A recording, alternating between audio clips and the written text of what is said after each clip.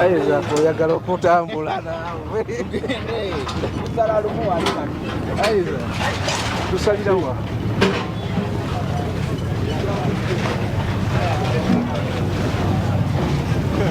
yali yakasiwa watako kumanya konna banze sibeera wano baddewo bapangisa era nabo ebintu babiggyemu kati kumakya actually batandise seminti akyaliwo wano embeera yeeyo kugwe atulaba muganda wange ali ku Salt TV. Tuli ku Anniversary Experience ekiri ku Hoima Road wano mu Lubigi kyetugenda maaso n'okukulaga embeera eno ab'entebe bali mu kulaajana kati kyekyo ekiriwo kubanga emmotoka ate eyolekera okubanga ejjawo buli kiri wano erudde eno tulaba nabo bagenda maaso n'okusengula ebyabwe sayidi eno bano badde bakola mmere ya bisolo nabo tulaba abagenda maaso n'okusengula nakugambye nti maziga naku nabiwoobe byebiri erudde eno kugwe atulaba Anniversary Experience kyetubatuusaako kyekiri kakati mu disitulikiti ey'ewa Kiso weegattira ne Kampala wano ndowooza tuba tuyingira Kampala tuba tuyingidde wa Kiso enjegoyego za wa Kiso ne Kampala we tuli okulaga embeera nga bweri akati abo bamaze balumba ludde eno tujja kubanga tumaliriza programu eno ne bannaffe bano aba mmere y'ebisolo sayidi eno wamu n'embeera nga bweri gwe ali gy'oli omanye nti bwe babanga bakugamba nti tujja omanye nti bajja kujja naye ng'ekiriwo saawa zino kugwe atulaba kakati kyekyo nga bwogenda maaso n'okukiraba ku Anniversary Experience tuli butereevu tusinziira wano mu Lubigi okubatuusaako embeera wano waddewo businesses nnyingi maize silage and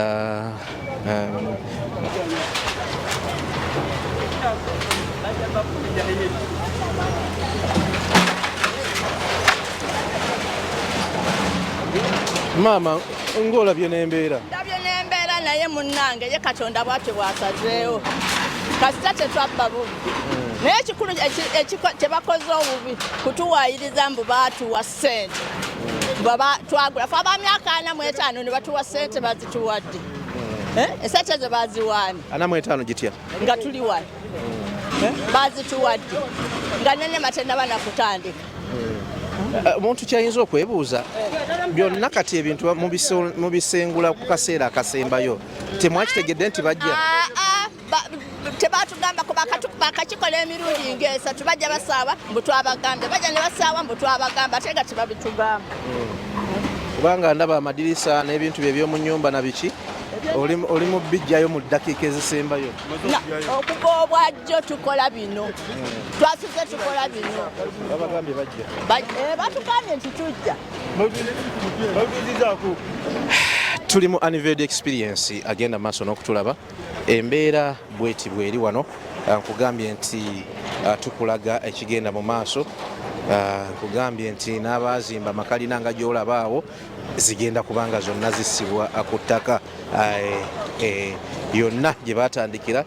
kasita babeera mu layini emu bagenze maaso n'okubanga ate byonna babissa ku ttaka nga bwe tugenda maaso n'okulaga kaakano kugwe atwekuumiddeko embeera yeeyo eri wano atugwe atulaba ekiriwo kyekyo nga bwogenda maaso n'okubanga ate okiraba omulabi waffe yenna ali ku Salt TV. Embeera yeeyo, embeera ya maziga, embeera ya bunkenke, embeera ya kukaaba, embeera ya buli omu kaakati akunoonya ki ekiddako naye nga ekiriwo kyekyo nga bw'okiraba. Embeera yeeyo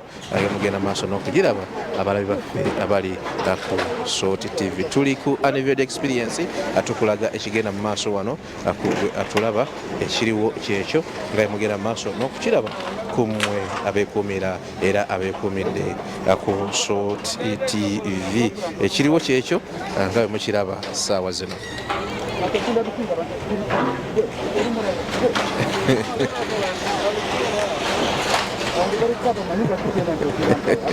Embeera yeeyo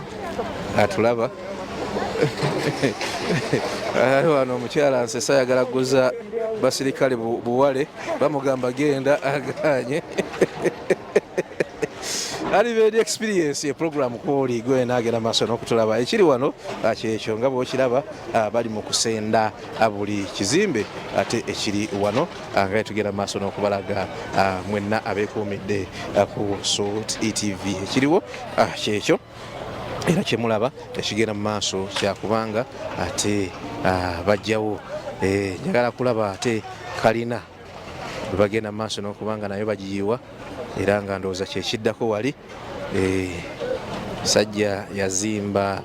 kalinaye kati egenda kubanga nayo essibwa wansi ku ttaka akadde konna okuva kati. Embeera yeeyo nga mukiraba. Muzeeyi oli bulungi? Oli wakuno? Ndi wakuno si. Eyo kalina yani? Kalina y'abasajja bali basubula abasiini b'amasiini bwebityo ebyetwongere. Bagenda gimenya? Bagenda gimenya. Babategeezezza bakimanyi? Babategeezezza eggwe ne bagamba bajjamu ebintu byabwe.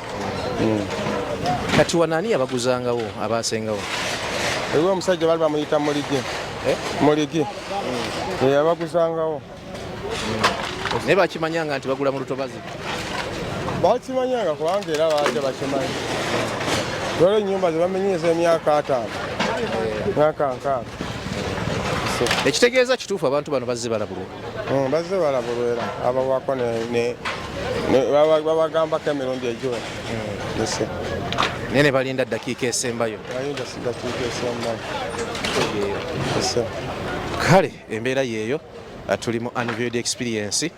kuggwe atulaba ekiri wano naffe kyetukutuusaako akadde ekano kuggwe agenda maaso n'okubanga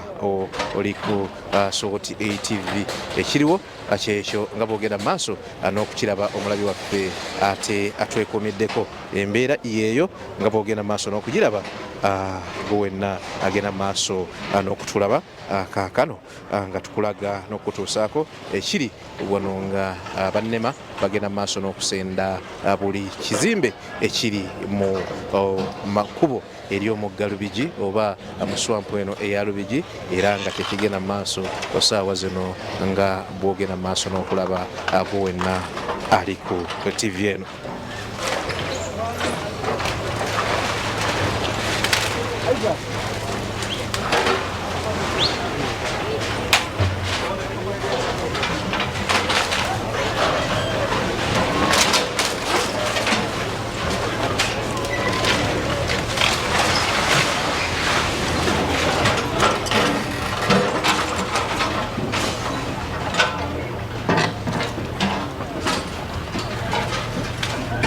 Embeera eyo yonna gye mutandise nayo okulaba abalabi baffe abeekuumidde ku Salt TV ey'okubanga amayumba n'ebizimbe n'ebirime na buli kimu akimenyebwa oba kisaayibwa mu bitundu ebirimu omugga oba olutobazi lwa Lubigi nga bwe mubirabye bye bikyagenda mu maaso erudda eyo.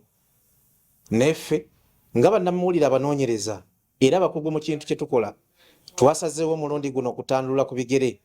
ate tutaputa buli kimu ekigenda mu maaso n'okukolebwa erudda eno naye nga okukitaputa ate tulina kunoonya abatusingako kutaputa ffe ekyaffe ekyamawulire tukibalaze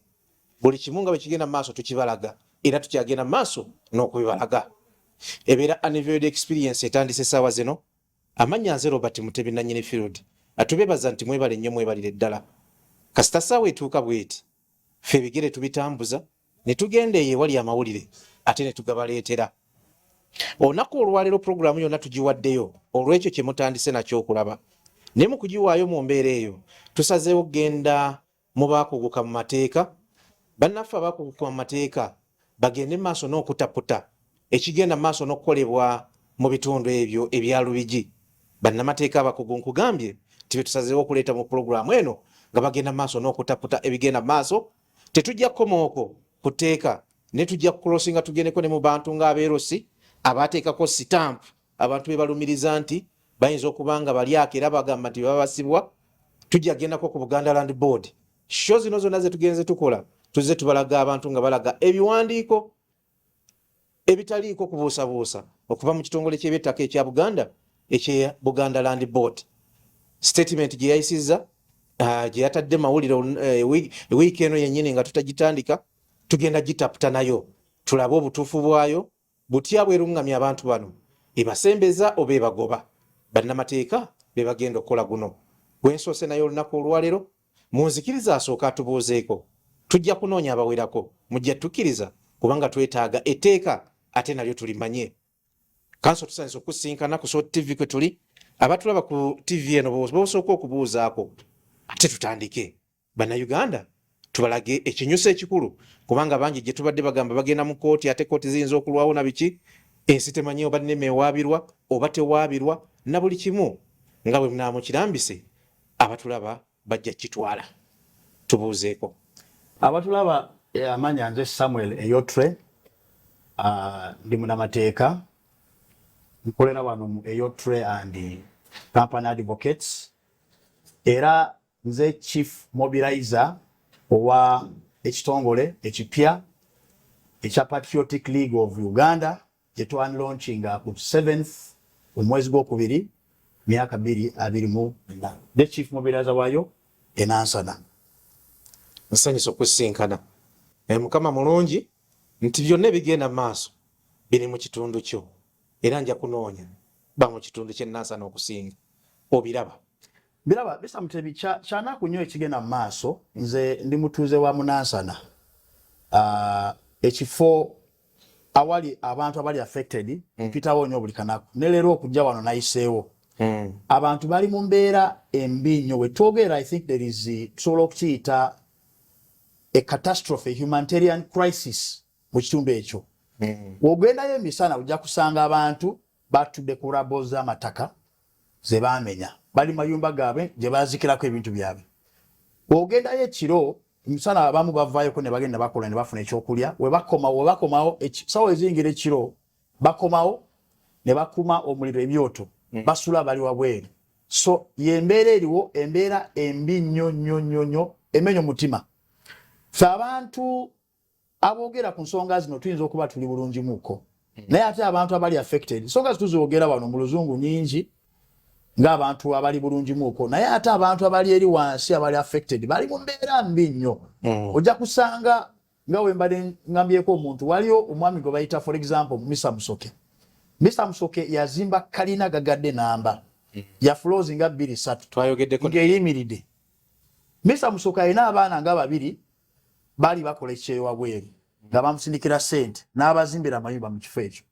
alina ba relatives daughters and sisters abazimba mu ekifo ekyo one family yokka osanga balina almost 13 houses ze balunze mu kifo and there are many families like that so kyanyaku nnyo ekigenda mu maaso Anniversary experience program mwetuli ekiwandiiko ekyavudde mu Bwakabaka bwa Buganda zabadde ennaku z'omwezi 17 ogw'omukaaga 2024 era nga kiriko nti Obwakabaka bwa Buganda Kingdom of Buganda nga kigamba nti ekiwandiiko ky'amawulire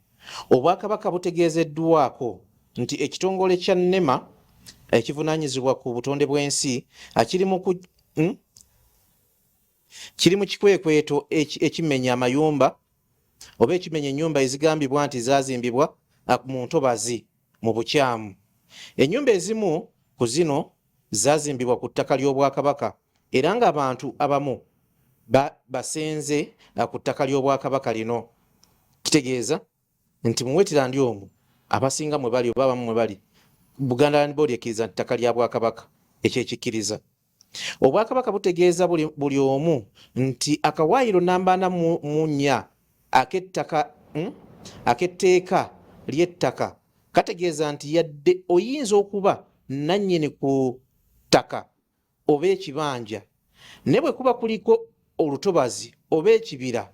ekitongole kya NEMA oba National Forestry Authority NFA kyekivunaanyizibwa ku nkozesaamu ettaka lino. Okitegeera ekyo? Obwakabaka butegeeza nti buli omu nti akawaayiro 4 ak'ettaka ak'etteeka ly'ettaka kategeeza nti yadde oyinza okuba nannyini ku ttaka eryo, naye obuvunaanyizibwa bwonna bubeera mu bitongole ebyo. Singa kubeerako ekibira, obeera nannyini ng'ekibira kya gavumenti kya NEMA, oba obeera nannyini ng'olutobazi lwaki. Kino kitegeeza nti abantu bonna abalina ebibanja n'ebyapa ku ttaka ly'Obwakabaka oba eby'obwannannyini mu bitundu ebyo, ennambika n'enkozesa erina kuva mu NEMA. Olinako naye engeri gy'olina bikozesa eri NEMA. Tusaba bannaffe aba NEMA babeere beegendereza nnyo ate era basunsule bulungi n'okulambika abantu mu nkozesa gye bayinza okukozesaamu ebibanja byabwe mu bitundu eby'entobazi, abantu baleme okufiirwa ebintu byabwe. Birangiddwa Isirairi Kazibwe Kitooke, minisita w'amawulire, okukunga era omwogezi w'Obwakabaka. Eyo press release, yes please. Laba mu licensing processes, wensola mu licensing processes, tosobola genda funa license ng'oli mu road reserve. Kituufu. KCCA wejja ng'osabye license ne bajja kola inspection ne basanga ng'edduuka lyo ly'osabirako license eri mu road reserve tebasobola gikuwa. So kyali vunaanyizibwa bwa Buganda Land Board okugenda ku ground kwenshuwaringa nti omuntu gwali mu kuwa ekyapa eky'omungalo oba gwali mu kuwa liizi ekibanja kyalina kiri mutobazi era kimenya amateeka okumuweerawo ekyapa. Naye bo okutula wali gye batudde mu office mu Buganda Land Board ne batandika okugaba ebyapa mu katugambe ekibadde lutobazi, ne batandika okugaba ebyapa mu lutobazi, tebasobola kuvaayo ne bakola ki, ne bakyejjako buvunaanyizibwa obwo okugamba nti ffe tulinayo nti ekitundu kya ttaka lya Kabaka naye abantu abagituddeko balina okubeera nga bali guided by NEMA. Singa kirina okubeera wekite, lwaki bo bagaba ebyapa eri abantu mu lutobazi? Kuba kimenya amateeka. Tosobola kulicensinga oba ogaba ekyobunanyini ng'ekyapa mu lutobazi, tokkirizibwa. Ekyokubiri, abeerosi abaasayininganga okuteekako emikono n'okulambuza abantu bano. Ba LOCs kigambibwa nti bafuna notices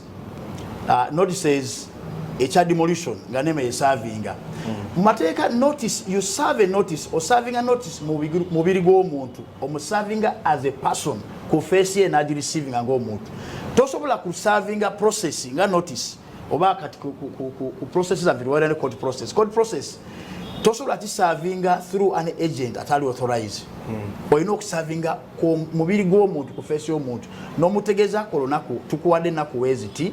ojeyo ebintu byo tugenda kujja tumenye omuntu n'akitegeera ng'omuntu. Naye ate mu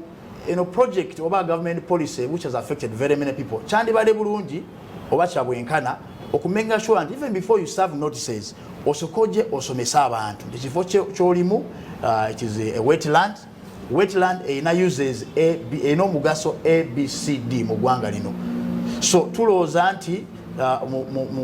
mutegeke ebyammwe muveewo. Government egenda kubawako package weriti oba tegenda kubawa package n'otegeka abantu. Okusavinga notice yeka tekimala, ate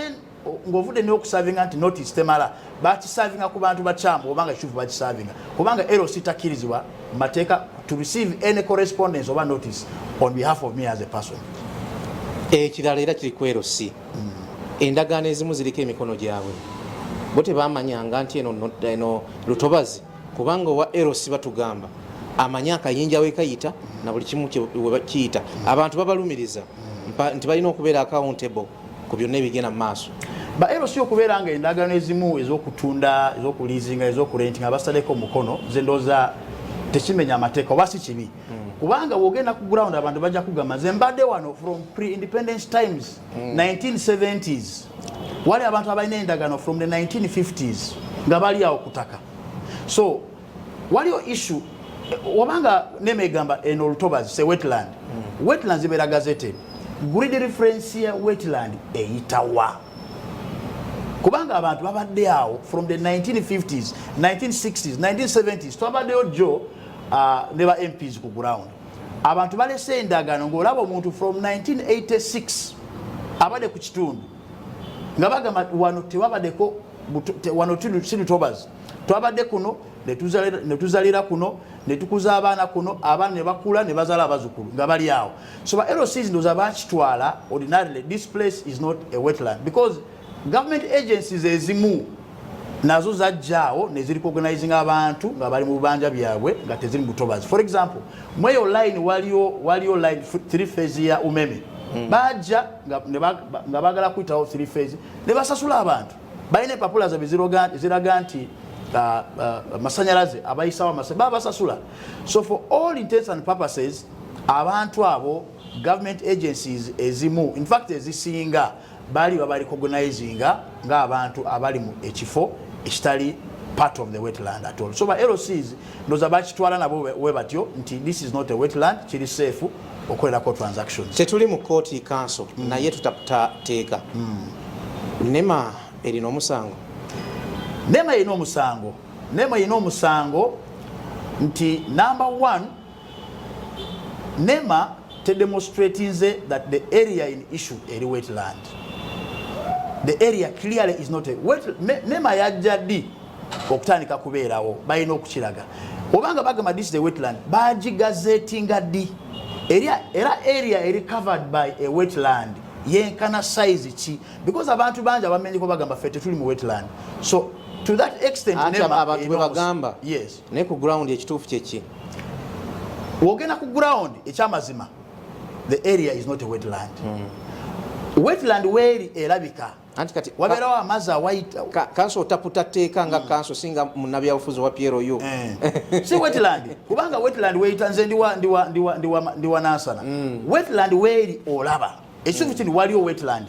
ne stretch oba grid ya stretch ya wetland tetuka mu biri bifo je bamenya wetland weri erabika era olaba nti waliyo this grass ekimera ku mazi ogiraba webiri ebiwempe olaba webiri olaba waita amazi onabona walabika nayo area which the area affected it is off the grid of the wetland area eri wagulu wakalu bulungi nnyo wetland yerina musango kikanso nema nema omusango wayo kuyingira kumenya abantu nga area gye balimu teri mu wetland ate mu kukikola mu ngeri emenya mateeka number 1 there is no court order nsubira because the issue of whether this is a wetland or not is contested bandi badenga basoka kugenda mu court ne ba demonstrating that this place is a wetland ne bafuna the required court order then they evict the people that process you see government eno kuberanga eri subjected to the law as an ordinary person nze wembanga wali omuntu ali kutakali yange sisobola malaga gena kumumenya ensonga nsoka n'enswala mbuga za mateeka ko embuga za mateeka nezirambika nezigamba wano wetland oba wano wagundi ensonga y'obunanyini n'okubeera determined court bebeera ku determining ensonga y'obunanyini then ne bakkiriza oba ne bakuwa authority ne order okugenda okola ki ogowa abantu naye ne mate yakola ekyo nga tumaliriza kanso yes mu mateeka waliwo kyemuyita locus yes wano wabaddewo embeera eyo yonna kubanga nalaba president yakyesibako nnyo ku be bamenya Lusanja ng'abuuza omulamuzi wagenzeko ku ground okulaba ekiriwo oba mu kino ekya wetlands nema byekola ekyo tekyetaagisa ekyo kyemwogera mu lulimi lwammwe ekyo ku locus mu court processes zaffe zibe yanjawulo muko omulamuzi obanga amaze kuwulira omusango gw'ettaka asooka n'alaba ekiri ku ground lwaki teyagendayo n'alaba mweno keesi ndoza nema teyakikola because fe wetwagenda ku ground wogenda ku ground gwekenyini wogendayo oli munamawulire wotwalayo kamera ojja kulaba nti embeera eriwo yanjawulo muko nnyo nti abantu olabira ddala nti babadde kuno since time immemorial which I think NEMA does not recognize because tebagenda ku ground abantu bazimbe amanyumba gaabwe in an area ekiri off the grid wogenda wali bulungi olaba nti wetland eyita wano ne wali wakalu ekiri off the grid ya wetland olabirawo nti waliwo enjawulo wakati wali gye bamenye ne wano wansi bo tebagenda ku ground n'ekirala waliwo institutions ojja kusanga for example Starbucks eri wali bamenya paka ne bakoma ku Starbucks ne bamenya abatuuze paka ku Starbucks ne bagibuka ne baddamu ne bamenya side eri so kirala olaba nti tebagenda ku ground kulaba who are the people actually affected abali off the grid n'abo abali within the grid then obanga tusazeewo kumenya bamenye buli omu oba bamenye ebyana ne baleka abaana babadde selective clearly olaba nti authorities abali charged with this obligation tebagenda ku ground kombucha Buganda eri ange ate eri mu mazzi gennyini abalala ne babaleka ne kakati wetogera waliyo ekizimbe kya polisi ekyasigadde kupaka olwaleero ekyayimiridde nemegambe ekozesa GPS global positioning system okudima okulaba mapping eyo na buli kimu anyway ebyo tetujja bituukako kanso tweyanziza nnyo tweyanzeege omusango gwo kyagusalira nema omusango gwo nema egudemu eri ku side mbi tetuli mu kooti eri eya bulijjo ne tuze mu kooti ey'abantu kakati bannamateeka batutaputira ekituufu kyandibadde ki kugwe atulaba kanso bwati bwatulambise abalala bo boogera ki soko sibula batulaba ngatteko kati kanso omulala abantu banansana bambi kyanaku nnyo ekigenda mu maaso naye njagala kubagumyagumya mukama abakuume musigale nga musaba mukama abawe omutima obugumu embeereze naye nga waliyo solution tuli mu kola entegeka ey'okumakinga sure nti tufiring ensango zino mu musango guno ensonga zino ku mbuga z'amateeka kooti esobole okulagira ezo ebitongole zetwogeddeko wamanga okulaba nti muliyirirwa oba musasulwa tugezaako si kuddawo ne kuyiririrwa okuddawo eyinza obutasoboka naye mujja kuliyirirwa in the interim tugezaako kulaba nti we deal with the Ministry of Disaster Preparedness to lobby politically kulaba nti mufunako ka relief kemufuna in the meantime amanya nze Samuel Yotre Chief Mobilizer Patriotic League of Uganda enansana atendi munamateeka nkola wano mu Yotran Company Advocates mwebale nnyo abalala boogera abantu abatuufu bayinza okutubulira ki ekiddako bwe kituuka ku mbeera gye tuze tubalaga kakati weeks zirimu 2 oba 3 nga tubalaga ensonga nga bwe ziyimiridde mu bannaffe abawadde bawangalira mu lutobazi olw'omugga Lubigi okuviira ddala gye byatandikira paka eno gye tuli tugenda maaso n'okubibalaga naye olunaku olwayo twasazeewo nti katutuukire ku bannamateeka ab'ensonga abakugu mu mbeera emisango egy'enjawulo babeere nga batulambika ku ki ekiyinza okuba nga kyekiddako babeere nga batulambika wa etteeka weliyinza okuyingiriramu ku abo abamenyeddwa batulambike nema kyeriko kituufu oba waliwo embeera etali nnungamu okusinziira ku mateeka ate nga n'ekirala atwagala okulambikibwa bo abatunda naddala aba LC abateekangako emikono nga bamanyi nti abantu babaguza mu lutobazi bo etteeka libakwata oba teribakwata sawa zino tugenda kulungamizibwa ku bintu bingi kubanga bwe ntunuulira wano akamu ku bupande obuliwo nyinza obutasobola bukulaga kalaga civil law walinda ba criminal law walinda ba land law wawe tugenda okukwata olunaku olwaliro munnamateeka omukugu mu mateeka gwendi naye yagenda otutaganjulira ekitundu kino ekyokubiri oluvannyuma lw'okulaba asoose kakati tuzze ewa munnamateeka Faad Abikado erinnya lintawanya nnyo okubanga tujja dyogerako mu maaso eyo naye nga yoyo gwendi naye wane nansana we tuli jjukira nti era biri mu kitundu ekyenansana nasazeewo mbaleetere ate abeeno bye baba balungamya ku nsonga y'amateeka mukugu mu mateeka nga bwe mubirabye civil law criminal law land law katulungamye tusanisa okusinkana ku Salt TV kwe tuli kale Mwami Robert mbalamusiza nnyo mwenna abalabi baffe era nebaza nnyo Salt TV olw'okutuwa omukisa guno okubeera nga tunnyonnyola abantu amateeka nga bwe galina okubeera era nga bwe gatambula mu nsi yaffe eno Uganda.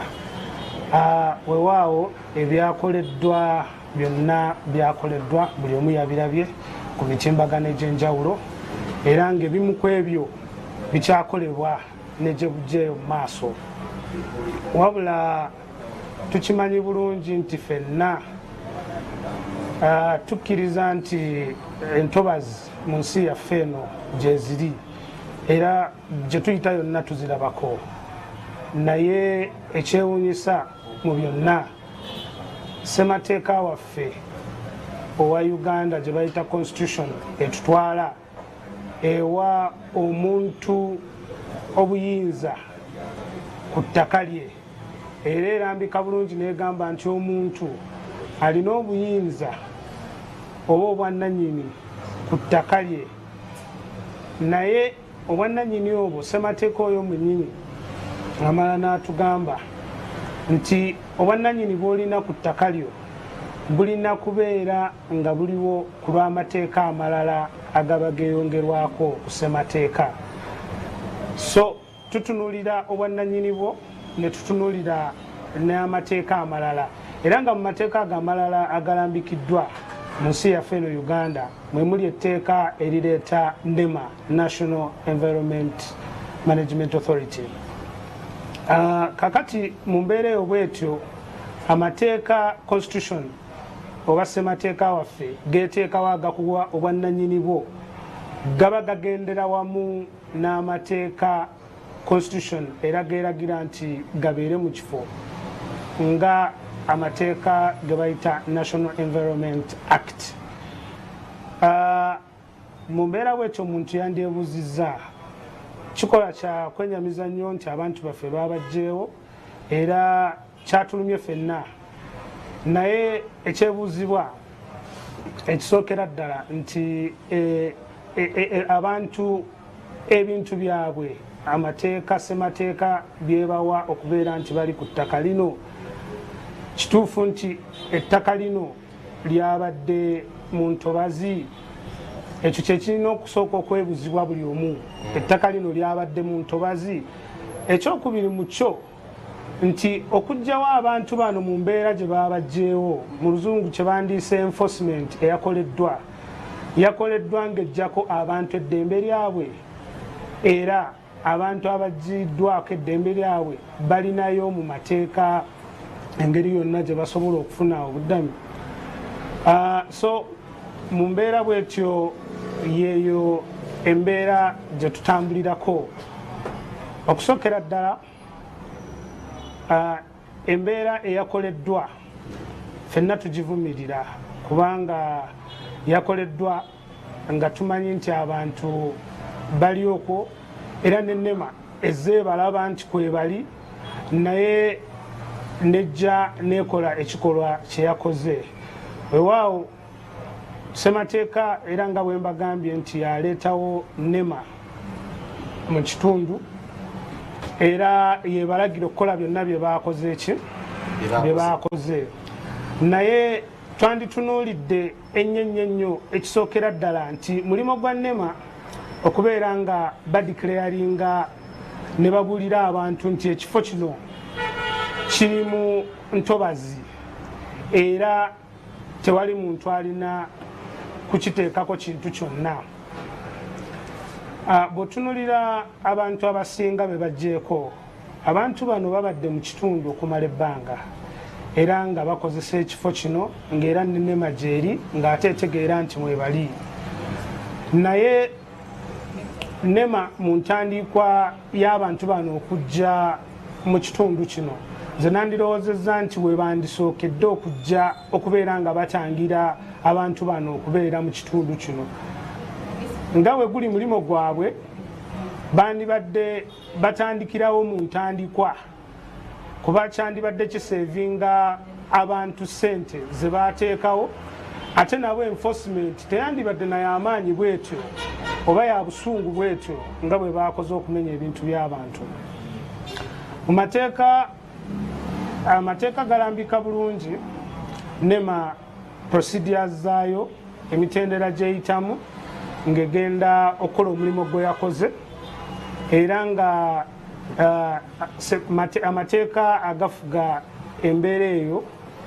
mwegali galambikibwa bulungi mu National Environment Act nga akawaayiro 67-68 gonna googerako nti NEMA erina okuwa abantu bano okutegeezebwa okwo bakuwa nga onaatera okutandika okuzimba oba nga otandise okukola ki okuzimba. Bwe bamala okuwa okutegeezebwa okwo gwe ng'omuntu amateeka gakuwa olukisa okuddamu n'obawandikira n'obagamba nti bannaaye ekintu kyemumpadde nti mungobyeyo wano siri mumativu nakyo olw'ensonga eno n'eno nti oba nafuna ekyapa oba nina oba nanyini obw'embeera eno bweti oba nti gweokugjawo wajjawo mu mbeera eri mu mateeka omala obbawandikira bakuwa ennaku 3 nabo ne bakuwa ensala oba ne bakuyita ne bakuwulira n'okuwulira bakuwuliriza ne bakuwa n'ensala. Ensala eyo ye decision yaabwe ne bagamba nti twasazeewo muli mu ntobazi era tetulina kyabbakolera okuggyako okubajjawo. Ekintu ekirala kye twali tunuulidde amateeka ge kyandyongedde okulambika obulungi y'ensala eyo gye baba bakoze nti tugenda bajjawo. Ebbanga lye bawa omuntu okuvaawo mu mateeka bbanga ttono nnyo, kubanga omuntu bw'ojja n'omugamba nti muli mu ntobazi omuweera ddala ebbanga erimala okwesootinga ave mu kifo ekyo. Naye ebbanga ebiseera ebisinga abantu bano lye bakoleramu olw'okuba bakimanyidde ddala nti mwakola kikyamu era muli mu kikyamu bajja ne bajjawo omuntu oyo ate ne bamugjawo bujja nga oluusi ebbanga lye bamuwadde terimumaze kubeera ng'omuntu oyo asobola okufuna awantu awalala wadda. So ekintu ekyo nkivumirira nti abantu bano okuva dda babadde bababuulira era nga babagambako. Nze ndowooza ekintu kino tekyali effective bulungi, tekyali kirambike bulungi, tebababuulira bulungi, tebamanya abantu bangi bwe batyo. Singa baali babagambye baali badde abantu bano baavaawo era ne enforcement teyandibadde y'amaanyi bwetyo naya busungu bwetyo. Tubulebinga nnyo engeri abantu bano gye baggiddwamu kubanga kituufu ssemateeka alambika nti kikyamu okuzimba mu ntobazi era ekyo ffenna tukimanyi era tukikkiririzaamu. Era naawe omuntu ali eyo agula ekintu kyonna ky'ogula olina okuba okwekakasa ekintu kino ky'ogula kiri mu ntobazi oba tekiri mu ntobazi. Kibi nnyo nti abantu baffe bano abaagula osanga oli awo bayinza okuba tebalowooza nti ekintu kino kiri mu ntobazi, naye gwe omuntu atuwuliriza kino kikkakatako ng'omuntu nti bw'oba olina ekintu kyonna ky'ogenda okugula ku by'ettaka ng'olina ettaka ly'oyagala okugula lyonna olina okufaayo nnyo okulaba nti otunuulidde nnyo amateeka amalala agakwata ku bintu bino naddala ettaka, nti ekifo kino we kiba kiri mu ntobazi oyinza okugendayo n'obeera ng'oguze naye mu maaso eyo kiyinza okuleetera ebintu ebifaananako ng'ebyo. So twetegerezenga nnyo entobazi ezo zikuggyako obwannannyini mu mateeka, ate zikuggyako obwannannyini kuba ssemateeka yalambika ng'alaga nti omuntu azimbye mu ntobazi aba azimbye mu bukyamu. Kyova olaba nti abantu bambi abaliwo yadde ssemateeka aba agamba nti baba bazimbye mu bukyamu, ate ekibi ekiriwo ssemateeka aba alaga nti waba bamaze okubajjawo ate bakompasetinge gavumenti olw'okuba nti baba bayonoona entobazi nga bwe yali. Ssemateeka alagira nti omuntu azimbye mu lutobazi bwe baba bamwevikitinga yaba alina okukompasetinga gavumenti. Bwe kityo bwe kirambikibwa naye ate kikyamu ddala era nkivumirira nnyo ekintu ekyo kubanga ssemateeka yanditunuulidde omuntu ono bakumenyedde ennyumba yo ovuddewo tolina bwotwala famire yo kati ate amateeka galambika nti gwaba asasula. Gavumenti yandivuddeyo ku nsonga eno nebeera nga abantu bano kale ebafunira webateeka olw'ensonga nti NEMA weba yabakkiriza, sigambye nti yabakkiriza nti bateekewo ebizimbe byabwe, naye webanga yakitunuulira n'ekireka nga abantu bano batandika okuzimba nebaleka omuntu wazimbira ennyumba n'agimala n'agisiga ne langi n'atandika okubeerawo,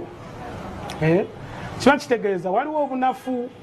obwaliwo mu ntandikwa. Bali tebasobola kufuna enforcement oba kwenforcinga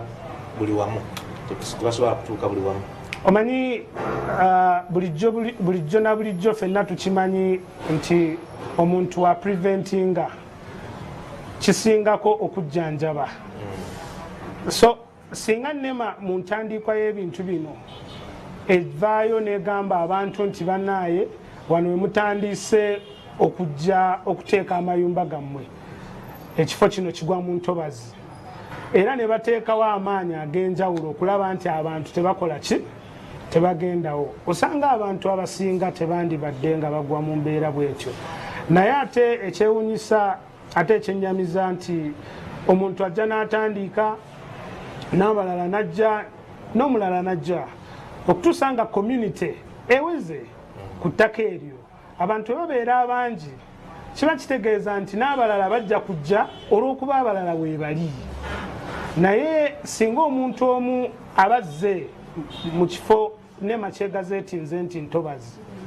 NEMA nesobola okubeera nga emutangira kuba mu ssemateeka n'amateeka agafuga entobazi NEMA ekkirizibwa okuwa kye bayita restoration order ng'otandise okuzimba nti menyawo ebintu byo ozeewo entobazi nga bwekola ki, nga bwerina okubeera. Naye singa abantu baba batandise okujjamu NEMA neetakola mulimu gwayo nga bwerina kukola, ekivaamu abantu bajja gitunuulira bubi olw'ekyo kye bajja okukola oluvannyuma. Era bwe kyabadde nti abantu bagitunuulidde bubi, yadde kye baakoze kyabadde kituufu, naye enkola gye baakikozeemu nga si nnungi mu maaso g'abantu, era nga tewali asobola kugiwagira. Oba odisplacinga abantu n'obajjako obwannannyini n'obateeka mu mbeera nti balina kwenoonya batuuke buli omu afune gy'alaga, tekyandibadde kintu kirungi nnyo mu ggwanga lyaffe lino ate mu biseera bino bye tulimu. So nkubiriza nti ekitongole kyaffe NEMA mu ebifo ebisigadde bandibadde nga amaanyi bagateekanga mu kutangira bantu bano kujja okusingako okumenya ng'abantu bano bazze, kuba kifaananyi kibi nnyo ate kifaananyi kikyamu. Tuyanziza nnyo tuyanzeege munnamateeka oba muyite kanso Bikado owa kozi Bikado and Company Advocates. Bikado and Company Advocates. And Company Advocates. Ku kyennabweru wano enansana we tuli Mamba House we tusinzidde okubanga ate atumufuna otulungamya akuteeka akirigamba naddala eri Bikado Associated Advocates. Bikado Associated Advocates. Yes. Ya wano okuliraana Finance Trust Bank awe wakolera emirimu gye mukugu mu nsonga zonna ez'amateeka. Abaali bamugezesezza bamukkiriza nti wamma gy'emisango agiwoza n'okugiwangula agiwangula. Akanso abantu bano bakyalinayo chance oba kaweddemu ng'enjogera ennaku zino bweri? Okusookera ddala nga bwe nambise kuva mu ntandikwa nti amateeka agakwatagana ku ntobazi galina ebitongole bingi ebikwasaganya ensonga z'entobazi, ng'ebimu ku bitongole ebyo oba kyewandiise agencies kwe kuli ne local government. Naye kyewuunyisa nti local government eno ate omuntu azimba mu ntobazi tebamubuulira kintu kyonna. Bajja ne bakusaba ne license, bajja ne bakusaba construction plan ne bakusaba ebintu byonna ground rent ne bakusaba ebintu byonna ebyetaagisa ku muntu ali mu kuzimba so nga ate bandibadde nga bagamba nti wano woli mu kuzimba siwe watuufu naye local government njibuleminga nnyo naddala wakiseno gye tuli nti tebafaayo kubuulirira bantu wabula bo bakola gwabwe gwakujja kusoloza mu bantu najja ne basoloza ground rent ne basoloza licenses ezo zonna mu bantu abali mu kuzimba ne bakolera ne building plan kyewunyisa nti abantu abasinga bayinza okuba babadde ne building plan naye nga local government ate ezigaba naye nga ate local government yerina okuba ensaale mu kubuulirira abantu nti ekifo kino kiri gazetted n'ennema okuba nti wetland tebakkirizaamu kuzimba era kyenyamiza nnyo okubeera nti abantu bano bagaba licenses zino ekibuzo kyombuuzizza nti abantu bano bakyalinayo omukisa amateeka nga bwe nkugambye nti gakitwalira ddala nti omuntu azimbye mu ntobazi omuntu oyo aba azizza omusango okuzimba mu ntobazi ge mateeka nga bwe baagakola era bwe batyo bagalambika naye ate omuntu bw'aba azimbye mu ntobazi nema erina okujja newo omuntu oyo warnings ezimala sirina bukakafu bumala nti nema yawoninga abantu abo sijja kyogerako bulungi naye mu mateeka bwekityo bwe kirambikiddwa nti nema erina okujja newa abantu abo warnings ezimala so abantu abo okutandikira ddala mu kujja mu ntobazi ezo amateeka gaba gagamba nti bazzeemu mu buki so gavumenti kyeyeefaako okugamba nti abantu bano be balina okompasatinga eba etegeeza nti olw'okuba babeera nti baggyeewo entobazi eyo baba baagala nti babenga abagizzaawo ebeera nga fayini ekitandibadde kirungi bulemu esinga twandigiteese ku enforcement group oba agencies ezirina okukola okutangira ebintu bino byonna okugjawo be bandibadde batusasula lwaki mukkiriza abantu okujja mu ntobazi tulina okubeera nga tutangira abantu obutajja mu ntobazi naye mba mukkiriza abantu okujja mu ntobazi kiba kitegeeza nti mwe muba mubasasula ate lwaki abantu baba balina okusasulira okwonoona entobazi nga mwe mubakkiriza bazikole ki bazoonoone so amateeka kituufu gayinza okuba nga tegalambika bulungi ngeri ki omuntu agiddwamu gyalina okuyisibwamu ku saidi y'obuntu kuba tulina kye tuyita nakyo justice buli muntu akimanyi bulungi nti waliyo obuntu abantu bano abavudde mu mayumba gano balina abantu baabwe nalabye waliwo abantu abalina abaana waliyo abantu abalina abantu baabwe abatakyalina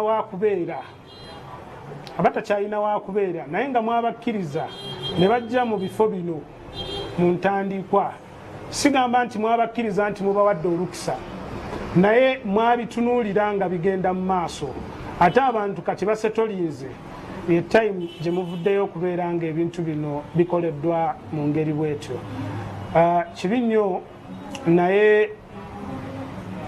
wandibaddengawo embeera esobola okubeera nti abantu bano babaddizaayo ku kantu tuyanze tuli ku anniversary experience kugwe agenda maaso n'okutulaba munnamateeka Fahad Bikado gwe tuli naye wano enansana tutunuulira etteeka ligamba ki naddala ku bano bebasengula mu lutobazi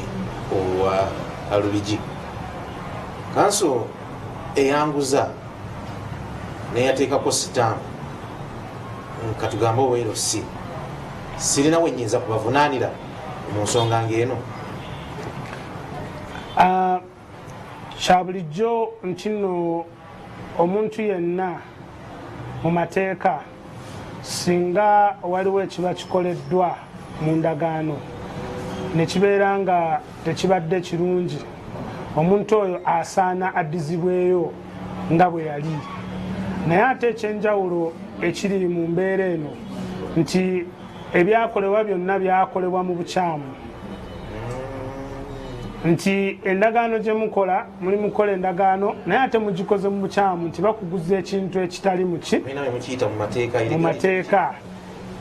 so kiba kikyamu nnyo kuva mu ntandikwa eri gwagula okubeera ng'ogula ekintu nga teweebuuzizza bulungi kuba kituuka ne kibeera nga ekintu ky'okoze kikyamu naye weewaawo osobola okuddizibwa ssente zo mu mbeera emu oba endala singa wabeerawo embeera ey'obuntu gye mukaanyizaako n'abo abantu abakuguza oba ne ssemateeka walambika nti waliyo ssente zaafunibwa era nga zisobola okuddizibwayo ssente ezo zisobola okuddizibwa mu mateeka nga tunatera okumaliriza kanso abantu abamu bagamba bakiriminga nti babazeewo emyaka egisukka mu 3 4 5 plus bali mu lutobazi tetuganye ekyo kyo tekirina bwe kisembezebwa ku tteeka ly'ettaka nga batugamba omuntu bw'aba amazeeko bbanga bweriti afuuka kino na kino oba bwe kiba nga kya lutobazi ebyo byonna biba tebikyasobola kukola mu mateeka okuviira ddala mu ntandikwa nti bw'oba oyingidde mu ndagaano ey'okugenda mu kifo bwe kityo eky'olutobazi endagaano eyo eba ekoleddwa mu bukyamu naye ate bw'oba nga ogenze mu maaso n'obeera ku ttaka lino nga abantu bano abasinga bwe babaddeko ekituufu kiri nti ekikyamu kiba kiki kiba kikyamu naye ate era nze omusango ntera kuguzza ku nnema nti nnema weba esobodde okuleka ebintu bino ne bitambula nga bwe biri ate nejja luvannyuma netandika okugjawo abantu ekyo kintu kyetwanditunuulidde ng'ekiki ng'ekikyamu ng'ekikulu ennyo kuba kuva nadda amaanyi yandibadde egateeka kulaba nti abantu bano bavaawo oba tebagendawo naye si kujja ate luvannyuma ate tubamenye amaanyi agasinga tugateekenga mu kulaba nti abantu bano tubagaana oba tubatangira okujja mu bifo bino okusinga okutandika okuba displacinga okusinga okutandika okubagoba nga tebalina ne webadda kintu kikyamu nnyo era nkivumirira emirundi gyonna tweyanziza nnyo tweyanzeege bwedda tuwulira abakulembeze nga bagamba abantu tugenda mu kooti naye kiyinza okuba leeti naye tuyinza okugezaagezaako naye tuyinza okukola bwe tuti munnamateeka bwe tuli naye kakati afaadi bikaado atulambise era nze byayogedde singa nze mbadde nga nze gwe basengula akituufu amaanyi gampeddemu wayinza obutavaayo kalungi mu kooti okusinziira kubaabo amateeka bagasoma ate bwakulambikira omanya nti eri wayinza obutabaayo kalungi kubanga nnema okusinziirayo ku kyayogedde yeesigaliza amaanyi n'obuyinza n'ekitiibwa kyayo kanso nga tumaliriza abantu be basengudde balina taapu z'amazzi ezabaweebwa nga basabye legally okuva mu National Water and Sewage Corporation balina n'amasanyalaze agava mu bumeme naye tudde ku kyamazzi NEMA eri wansi wa National Water bwe babagenda okusurveyinga ekifo n'okukola byonna bye bakola tebatunula nti wano wetugenda okuteeka amazzi baganda baffe bali kibakwatako aba NEMA bo ne bagenda mu maaso n'okubanga bantu babawa amazzi aga taapu n'ebiringa ebyo nga tebalambise nti lino obutobazi oba ekyo kibeera nabo tekibakwatako. Ensonga eyo najogeddekoko era nga ngamba nti bwe tutunuulira okuprotectinga environment, bwe tutunuulira okulaba nti tuddaabiriza entobazi, ebitongole bingi nnyo ebirina obuvunaanyizibwa ku mulimo guno era we ngambye nti mwe muli ne local government n'ebitongole ebirala nga National Water. Ate nno kyewunyisa nti mu Ministry of Water and Environment mulimu department namba ng'oggyeko NEMA. Department eyo nga yaweebwa omulimu ogw'okulaba nti eddaabiriza oba naye etangira okulaba nti abantu tebagenda mu ntobazi. Naye ate kyewuunyisa nti National Hotel eri under ministry eyo era be bagivunaanyizibwako. Naye ate kyewuunyisa nti bajja ne bakuwa amazzi n'osaba era ne bagakonekitinga ne bagakuteerako. Era kyewuunyisa nti ne local government ejja neekuwa building plan ezimu gye ziri abantu babadde nazo n'ozimba, naye ng'ate abantu w'ozimbye nga tewali akutangira kugamba nti nedda tozimba wano. Obuzibu abantu bano bambi bwe babaddemu buviira ddala ku ntandikwa nti waliwo agencies ezirina okukola omulimu gwayo ate ezaawagira abantu bano okugenda mu maaso nga bateekawo ebizimbe byabwe. So nkivumirira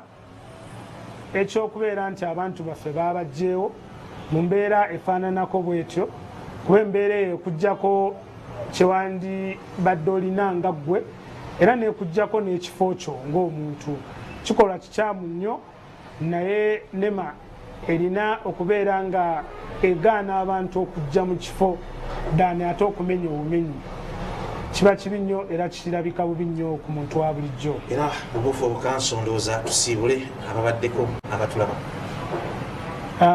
Tweyanziza nnyo okubeera nga mutuwuliriza era nga mutulaba ku TV eno Salt TV, era nga mbalamusizza nnyo abantu bonna be bamenyedde ebintu byabwe era kibi ddala. Naye twongera okubeera awamu nammwe, saba gavumenti eveeyo esobola okubeera nga ebateekako mu bifo bwe musobola okubeera nga mufunira eddembe.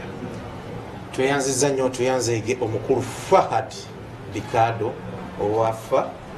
Bikado Associated Advocates. Owa Bikado Associated Advocates enansana opposite n'ekidda ewamala sorry n'ekidda enabweru wasangibwa. Nze mbagaye mukugu mu mateeka,